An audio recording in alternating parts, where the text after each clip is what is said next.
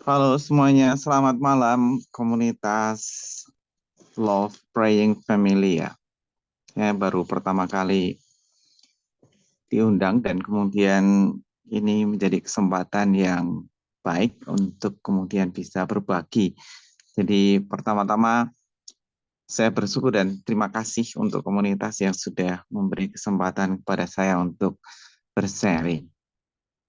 Em, Tema yang saya bawakan itu enggak sangat akrab di telinga kita itu meneladani Bunda Maria karena saya kira kita orang Katolik sangat dekat dengan Bunda Maria dan mungkin Bapak Ibu juga sudah sering mendengar dan sekaligus mempraktekkan bagaimana kita meneladani Bunda Maria. Tetapi semakin dekat kita akan saya ingin menawarkan kepada kita semua untuk semakin memahami gitu lah. Walaupun pasti sudah menjadi hal yang melekat dalam hidup kita terutama tentang Bunda Maria itu.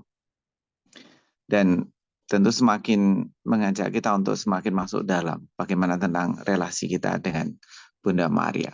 Saya ingin membawakan tema itu tentang meneladani Bunda Maria, tapi sekaligus nanti juga mungkin ada diskusi atau apa gitu. Pertanyaan ya mungkin bisa semakin memperdalam materi ini. Saya ingin menemukan sikap tiga poin penting tentang sosok yang dimiliki oleh Bunda Maria itu. Karena saya seorang SCY Hati Kudus, maka sebenarnya apa yang dihidupi, diperjuangkan, dan dibagikan oleh Bunda Maria itu ya tidak jauh dari apa yang dihidupi, dibagikan oleh Yesus sendiri. Bunda Maria sendiri memiliki love, sacrifice, dan readiness. Apa itu? Bunda Maria sendiri dalam hidupnya itu terungkap dengan sangat jelas dalam setiap tindakan dan perilakunya itu tentang kasih cinta itu, pengorbanan, dan sekaligus juga tentang kesiapsediaannya sebagai seorang ibu yang kemudian siap sedia untuk menerima kabar sukacita dan siap melaksanakan untuk melahirkan Yesus seperti itu. Maka dalam permenungan ini saya memakai awalnya dari Injil Lukas itu bab 1 ayat 26 sampai 38 yang berisi tentang pewartaan malaikat Gabriel kepada Bunda Maria. Saya bacakan sebentar ya. Dalam bulan yang ke-6, Allah menyuruh malaikat Gabriel pergi ke sebuah kota di Galilea bernama Nazaret, kepada seorang perawan yang bertunangan dengan seorang bernama Yusuf dari keluarga Daud. Nama perawan itu Maria. Ketika malaikat itu masuk ke rumah Maria, ia berkata, "Salam, hai engkau yang dikaruniai Tuhan, Tuhan menyertai engkau." Maria terkejut mendengar perkataan itu lalu bertanya di dalam hatinya, apa arti salam itu? Kata malaikat itu kepadanya, "Jangan takut, hai Maria, sebab engkau beroleh kasih karunia di hadapan Allah. Sesungguhnya engkau akan mengandung dan akan melahirkan seorang anak laki-laki dan hendaklah engkau menamai dia Yesus. Ia akan menjadi besar dan akan disebut anak Allah yang Maha Tinggi, dan Tuhan akan mengaruniakan kepadanya tahta Daud bapa leluhurnya. Dan ia akan menjadi raja atas keturunan Yakub sampai selama-lamanya, dan kerajaannya tidak akan berkesudahan." Kata Maria kepada malaikat itu, "Bagaimana hal itu mungkin terjadi? Karena aku belum bersuami." Jawab malaikat itu kepadanya, "Roh Kudus akan turun atasmu dan kuasa Allah yang Maha Tinggi akan menaungi engkau. Sebab itu anak yang akan kau lahirkan itu akan disebut kudus, anak Allah. Dan sesungguhnya Elizabeth anakmu itu ia pun sedang mengandung seorang anak laki-laki pada hari tuanya. Dan inilah bulan yang ke-6 bagi dia yang disebut mandul itu. Sebab bagi Allah tidak ada yang mustahil." Kata Maria, "Sesungguhnya aku ini hamba Tuhan, jadilah padaku menurut perkataanmu." Lalu malaikat itu meninggalkan dia. Demikianlah sabda Tuhan. Bapak, Ibu, dan teman-teman yang terkasih, ini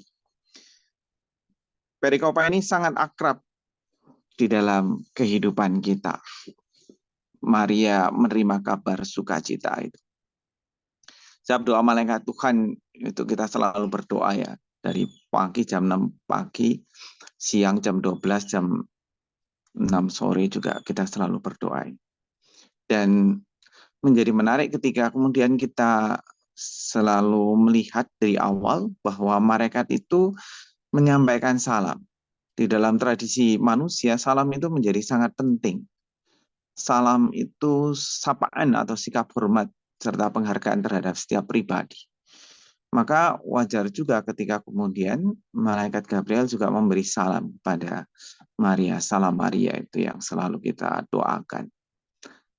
Kalau sekarang itu salam yang juga seringkali kita tidak pernah kita lupakan itu kalau berkomunikasi dengan yang lain ya Tuhan memberkati itu. Kalau di sini dalam bahasa Mandarin itu Tian Zhu Bao Yao. Itu juga sama, Tuhan memberkati. Itu kekhasan di dalam salam dalam gereja kita. Yang intinya mau mengatakan bahwa Tuhan itu tidak pernah meninggalkan kita, selalu menyertai. Maka salam ini juga menjadi bentuk ungkapan penghormatan dari malaikat Gabriel kepada Bunda Maria. Penghargaan yang juga diungkapkan. Mengungkapkan bahwa Maria itu orang yang sangat istimewa. Maka kalau kita memberi salam pada orang lain itu juga mau menunjukkan bahwa kamu juga istimewa bagi saya. Kita kalau berdoa, terutama dalam doa rosario, kita juga selalu mengungkapkan salam ini yang tentu mengungkapkan betapa istimewanya relasi kita itu dengan sosok Bunda Maria itu. Nah, hal pertama yang ingin saya bagikan tentang sosok keteladanan Bunda Maria itu tentang readiness itu ya, kesiapsediaan Maria. Maria sosok yang readiness. Itu berawal dari bangsa Israel yang selalu menantikan pengharapan akan datangnya Sang Mesias. Mohon slide-nya ke yang ketiga, slide yang ketiga. Nah itu berkaitan dengan pengharapan tentang kedatangan Sang Mesias yang tentu sangat lama diharapkan oleh bangsa Israel, dinantikan. Bahkan dinubuatkan oleh para nabi-nabi. Jadi kedatangan Mesias menjadi pemenuhan, jadi bukan hanya sekedar Allah memang menjanjikan penyelamat dan Dia akan mengutus para nabi, tetapi pemenuhan janji Allah itu secara konkret itu terungkap pada kedatangan Sang Mesias itu, yaitu Yesus. Maka karena sosok Bunda Maria adalah sosok yang pertama dipakai Allah dengan pewartaan kabar sukacita itu, maka Maria adalah sosok yang bagaimanapun sangat istimewa untuk merealisasikan kepenuhan janji Allah itu kepada manusia. Maka menjadi sangat jelas ketika kemudian kita bisa melihat dengan kebebasannya kemudian Maria menyatakan ece ancilanya, aku ini hamba Tuhan, terjadilah kepadaku menurut perkataanmu. Walaupun dia sebenarnya juga tidak begitu memahami dengan penuh apa yang nanti akan terjadi seperti itu. Tetapi sikap readiness, kesiapsediaan Bunda Maria itu diungkapkan dengan sangat jelas dengan ungkapan aku ini hamba Tuhan, fiat voluntas tuas itu. Dalam jawaban yang diberikan kepada Maria, aku ini hamba Tuhan, terjadilah padaku menurut perkataanmu. Ini menjadi semacam titik tolak pemenuhan rencana keselamatan Allah yang kemudian terpenuhi di dalam kehadiran Yesus lewat Bunda Maria. Maka peran Bunda Maria dengan kebebasannya sebagai manusia itu sangat besar. Maka menjadi wajar kalau kemudian gereja itu menempatkan Maria pada peran yang sangat istimewa.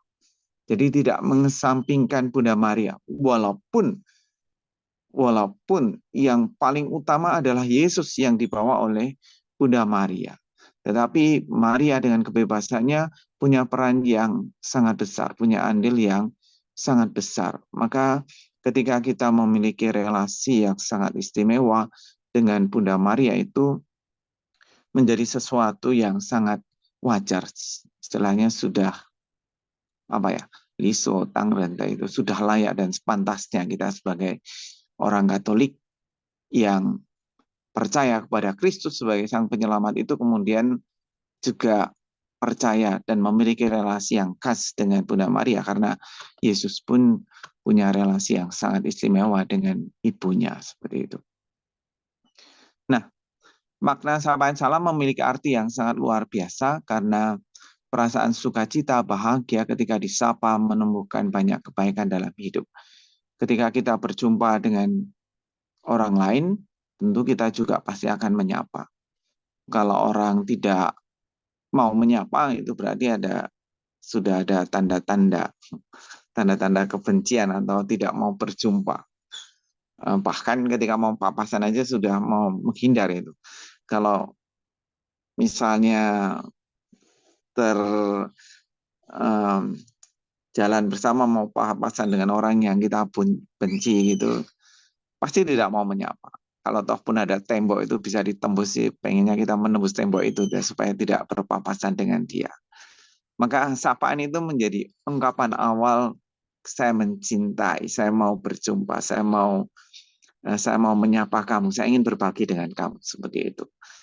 Jadi sapaan walaupun sangat sederhana, tapi memiliki makna yang sangat dalam. Maka salah satunya adalah sikap syukur sapaan itu, karena saya dianggap berarti bagi orang lain seperti Tuhan menghargai kita. Sikap syukur itu akan membawa semangat dalam kehidupan dan terlebih bagi mereka yang menderita, yang kecil tak berdaya. Artinya ketika kita menyapa gitu seperti kita menganggap bahwa dia bagian dari saya, saudara saya. Maka bagi orang yang mungkin kecil atau mungkin bagi orang berdosa itu menjadi seperti, oh saya masih dicintai, saya masih dianggap, saya masih dihargai, seperti itu menjadi sangat berarti. Pengalaman itu menjadi, sapaan itu menjadi sebuah anugerah yang istimewa yang juga mesti kita lanjutkan. Nah, kebahagiaan yang dialami oleh Bunda Maria karena sapaan malaikat Gabriel itu, maka kemudian Maria siap menyatakan kesiapsiaannya untuk mengandung.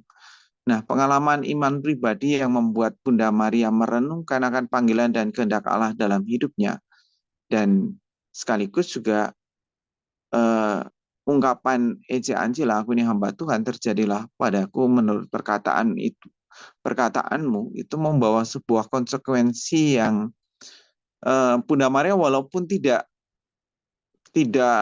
tahu nanti apa yang akan terjadi selanjutnya, tapi Bunda Maria siap dengan segala konsekuensi yang harus dia ambil gitu. Karena yang akan dia bawa adalah sebuah misi yang sangat luar biasa dari Allah, dari malaikat Gabriel yang dikatakan, sehingga tentu pertama-tama yang terjadi adalah rasa syukur yang kita dengar bagaimana Kidung Maria itu diungkapkan. Rasa syukur yang diberikan oleh Maria. Tetapi rasa syukur itu kemudian terungkap secara dalam kesiapsediaannya untuk menjaga Yesus, bahkan dari kejaran Herodes yang saat itu ingin membunuh, sehingga kemudian ada banyak bayi yang mau menjadi martir bayi ketika kemudian Yusuf dan Maria itu membawa Yesus mengungsi ke Mesir gitu. Maka kesiapsediaan itu kemudian membawa pada sebuah kesiapsediaan Bunda Maria dan bersama dengan Yusuf untuk menjaga dan merawat Yesus itu. Nah, dalam kesiapsediaan yang terungkap dengan sangat jelas dalam sikap Bunda Maria itu kemudian kesiapsediaan itu tidak hanya sekedar saya siap, tetapi kesiapsediaan yang kemudian digerakkan karena saya mencintai, karena saya bertanggung jawab, tetapi tanggung jawab yang dilakukan itu kemudian tidak semerta-merta menjadi beban. Tetapi tanggung jawab yang dilakukan itu kemudian memiliki makna karena ada dasarnya, yaitu saya mencintai. saya digerakkan oleh cinta. Maka menjadi wajar ketika kemudian kalau misalnya di dalam kehidupan berumah tangga itu walaupun orang tua itu dengan susah payah memperjuangkan kehidupan keluarga, merawat anak-anak dan segala macam, walaupun itu sebuah bentuk tanggung jawab kesiapsediaan mereka, tetapi itu kemudian tidak menjadi sebuah beban yang sangat berat ketika kemudian ada suatu yang melandasinya yaitu kasih cinta itu. Cinta itu menjadi sebuah landasan yang memberikan semangat, memberikan sebuah kekuatan yang membuat orang berani untuk melaksanakan kesiapsediaannya untuk melakukan tindakan itu. Begitu juga dalam kehidupan kita sebagai anak-anak Bunda Maria, banyak alasan untuk bersyukur dalam kehidupan kita. Kita telah menemukan banyak sekali anugerah dan rahmat yang telah Tuhan berikan. Marilah kita melihat kembali aneka macam anugerah yang Tuhan berikan, supaya kita menjadi orang yang selalu bersyukur dalam kehidupan kita. Tidak mudah lupa kalau kita lagi berhasil atau gagal, sebab Tuhan punya rencana indah di dalam setiap peristiwa kehidupan. Itu sebenarnya yang mau diungkapkan dengan landasan karena saya mencintai, maka saya siap sedia membungkus semua dinamika kehidupan dan tanggung jawab yang kita lakukan itu dengan cinta dan kesiapsediaan dalam rasa syukur. Maka walaupun berat, tetapi karena ada cinta, saya mampu mensyukuri, mampu merasakan bahwa yang saya jalani itu ini wujud cinta saya. Maka menjadi sesuatu yang membahagiakan gitu. Orang bekerja itu berat, tetapi kalau ada landasan cinta, walaupun berat itu akan menjadi sesuatu yang membahagiakan, mensyukuri, bisa mensyukuri walaupun berat. Tetapi ketika itu tidak ada cinta, maka ya menjadi kering, menjadi tidak ada maknanya. Orang tidak bisa menemukan makna ketika kemudian mereka menjalaninya tanpa ada landasan cinta yang menjadi pondasi. Dan itu hadir, diberikan dengan sangat jelas dalam sikap hidup Bunda Maria. Menemukan dan melaksanakan kehendak Tuhan yang terbaik dalam hidup kita, dan kita mampu sebagai wujud syukur kita adalah ketika kita mampu selalu berbagi berkat Tuhan dengan sesama apapun itu. Tidak hanya dalam bentuk materi, tetapi juga kebahagiaan, sukacita, saling meneguhkan, saling mendengarkan, seperti itu. Ada banyak hal yang bisa kita bagikan pada orang lain sebagai ungkapan kasih kita, syukur kita. Nah, kalau kita bahagia, kita bagikan kebahagiaan itu pada orang lain, maka kebahagiaan itu akan berlipat-lipat buahnya. Kalau kita sedih, menderita, kita sharingkan, kita bagikan juga. Tentu nggak semua orang ya, mungkin pada orang yang kita percayai untuk bisa menjadi pendengar seperti itu. Supaya apa? Supaya kita juga mendapatkan kekuatan. Tentu pertama dari Allah, tetapi juga teman sebagai gambaran wujud perwujudan Allah juga dalam diri teman-teman yang juga mau mendengarkan kita. Seperti itu. Nah, kiranya sikap yang paling mulia dan penuh syukur adalah seperti Bunda Maria yang akhirnya menyerahkan persembahan seluruh hidupnya kepada kehendak Allah. Bunda Maria berpasrah kepada Allah dengan fiat-Nya, aku ini hamba Tuhan, terjadilah padaku menurut perkataan. Jadi ada dua itu, kesiapsediaan dan sekaligus juga cinta yang love yang juga melandasi sikap hidup Bunda Maria. Poin ketiga yang juga tidak lepas dari sikap Bunda Maria adalah sacrifice atau pengorbanannya. Sebenarnya pengorbanan Bunda Maria itu dimulai ketika ada banyak, ketika dia kemudian mengandung dan kemudian dia harus mengunjungi Elizabeth saudaranya, itu pun sebenarnya sudah bentuk pengorbanannya, karena hamil muda itu harus jalan jauh berapa puluh kilo dan dulu tidak ada mobil seperti itu, dan mungkin dia juga mau meyakinkan apakah yang dikatakan perkataan malaikat itu benar tidak, bahwa saudarinya Elizabeth itu di usia tuanya sudah mengandung 6 bulan seperti itu. Dia ingin meyakinkan, dan sekaligus juga kepekaannya Untuk wah, Elizabeth juga butuh orang yang mendampinginya di usia tuanya yang di mana dia mengandung pasti juga tidak gampang, tidak mudah. Maka dia hadir mau mendampingi Elizabeth, saudarinya. Maka ini menjadi penting juga bahwa di situ pun Bunda Maria siap berkorban, siap mau keluar dari situasi untuk mendampingi dan menjaga saudarinya seperti itu. Nah, juga ketika kemudian dia melahirkan Yesus di kandang Bethlehem, di tempat yang sederhana, itu juga sebuah bentuk uh, pengorbanan. Tetapi juga tidak pernah kemudian pengorbanan itu mengurangi rasa sukacita, kebahagiaan, dan rasa syukur yang dialami oleh Yesus, yang dialami oleh Maria, Yosef, dan sekaligus Yesus yang lahir ke dunia. Kemudian belum genap Yesus lahir ke dunia, maka kemudian malaikat Gabriel menampakkan diri kepada Yosef dan kemudian meminta Yosef dan Maria segera mengungsi ke Mesir karena Herodes yang juga mencari dan ingin membunuh Yesus. Itu juga bentuk sacrifice, bentuk dari pengorbanan Bunda Maria. Bagaimana dia dengan jawaban ejaan Cila di awal itu juga kemudian bertanggung jawab terus-menerus untuk menjaga dan merawat Yesus supaya Yesus itu tetap hidup. Tentu kerjasama dengan Yosef. Bagaimana dua orang ini kemudian saling menjaga, saling mendukung satu sama lain. Juga ketika kemudian Yesus mulai besar, dipersembahkan di bait Allah, ditemukan di bait Allah, bagaimana kita melihat bagaimana Yesus kemudian di usianya yang ke-12 tahun itu juga, mau apakah engkau daripadaku, ibu, saatku belum tiba, juga saat perkawinan di Kana, seperti itu.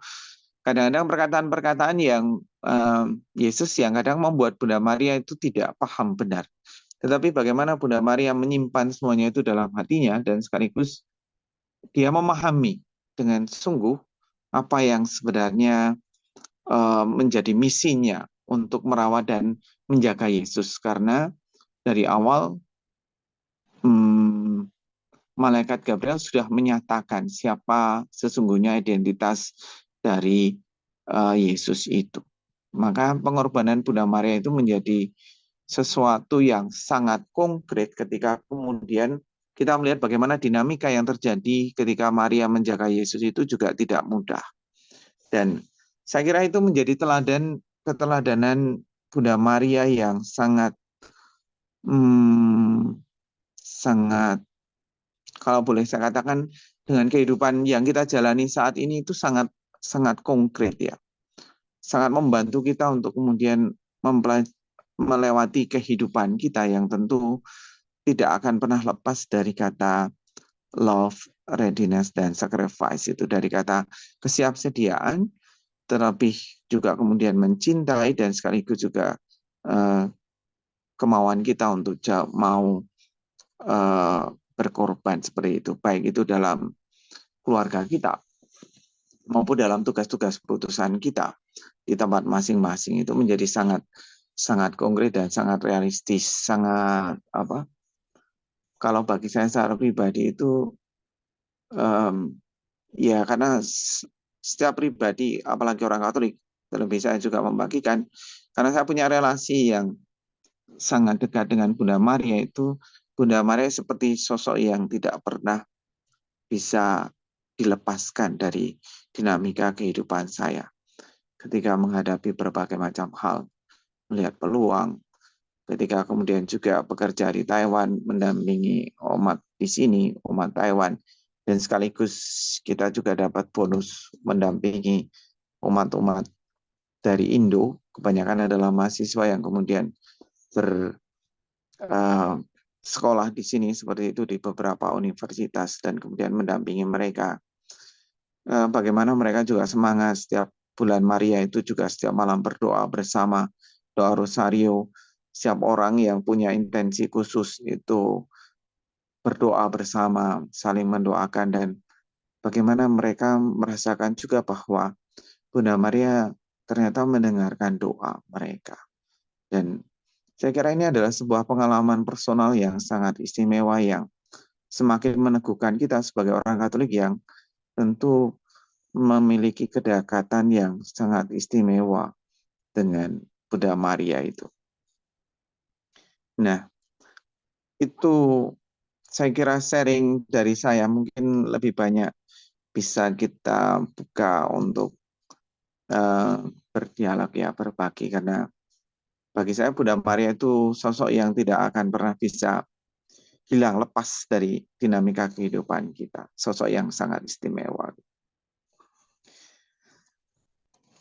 Oke, itu yang bisa saya bagikan untuk komunitas Love Pray. Sekarang mungkin lebih ke sharing ya, berbagi lah.